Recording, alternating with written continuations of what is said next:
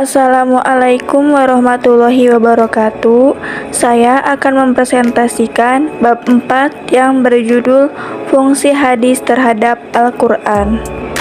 Kedudukan hadis dan macam-macam sunnah. 1. Kedudukan hadis.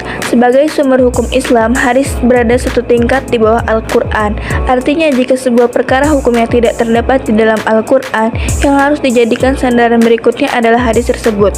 Sebagaimana firman Allah Subhanahu wa Ta'ala, yang artinya, apa yang diberikan Rasul kepadamu maka terimalah, dan apa yang dilarangnya bagimu maka tinggalkanlah.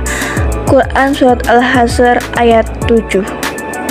Selanjutnya, macam-macam sunnah. Yang pertama adalah sunnah qauliyah. Sunnah qauliyah adalah bentuk perkataan atau ucapan yang disandarkan kepada Nabi Muhammad SAW. Dengan kata lain, sunnah tersebut berupa perkataan Nabi Muhammad SAW. Yang kedua adalah sunnah fi'liyah. Sunnah fi'liyah adalah segala perbuatan yang disandarkan kepada Nabi Muhammad SAW. Dengan kata lain, sunnah tersebut berupa perbuatan Nabi Muhammad SAW. Yang ketiga ada sunnah takririyah. Sunnah takririyah adalah yang berupa ketetapan Nabi Muhammad SAW terhadap apa yang datang atau dilakukan para sahabatnya. Beliau membiarkan atau mendiamkan suatu perbuatan yang dilakukan para sahabatnya tanpa memberikan penegasan apakah beliau membenarkan atau menyalahkannya. Yang terakhir adalah sunnah hamiyah. Sebagian ulama hadis ada yang menambahkan perincian sunnah tersebut dengan sunnah hamiyah. Sunnah hamiyah adalah sesuatu yang dikehendaki Nabi SAW, tetapi belum dikerjakan karena diri Nabi Muhammad SAW terdapat sifat-sifat, keadaan-keadaan atau ahwal, serta himmah atau hasrat untuk melakukan sesuatu. Selanjutnya, fungsi hadis terhadap Al-Quran. Yang pertama adalah bayan at-takrir.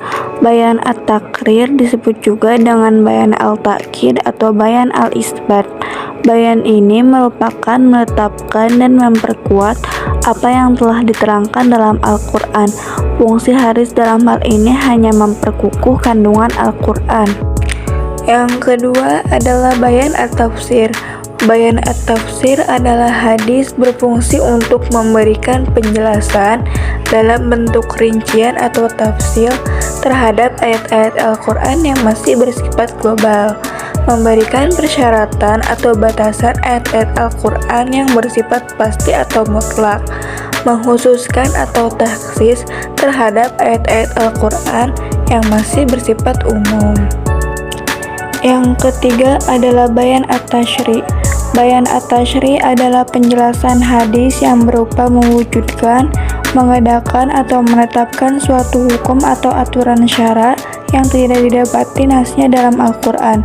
Nabi Muhammad SAW berusaha menunjukkan suatu kepastian hukum terhadap beberapa persoalan yang muncul pada saat itu dengan seandainya sendiri.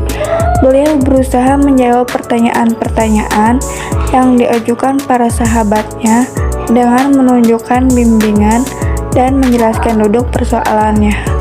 Yang terakhir adalah bayan an-nasakh. Para ulama mendefinisikan bayan an-nasakh sebagai ketentuan yang datang kemudian dapat menghabiskan ketentuan yang terdahulu. Sebab ketentuan yang baru dianggap lebih cocok dengan lingkungannya dan lebih luas. Dan para ulama berbeda pendapat mengenai fungsi hadis sebagai bayan an-nasakh.